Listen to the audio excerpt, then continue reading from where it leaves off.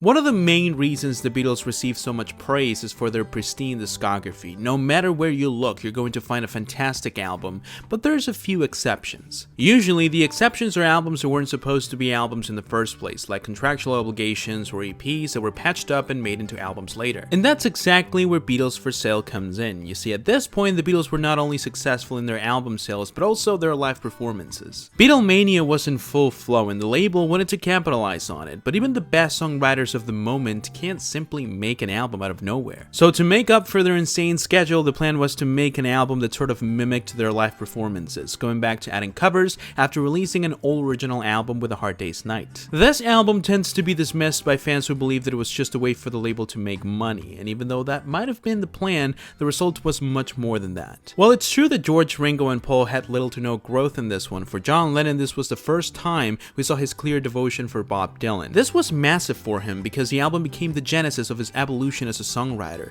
Songs like No Reply and I'm a Loser meant a huge leap forward for John. And it's not like the album doesn't have nice, enjoyable tunes all over the place as well. So even though Beatles for Sale wasn't the most exciting album, as seen by their faces in the cover, it surely was the prelude to their awakening the following year.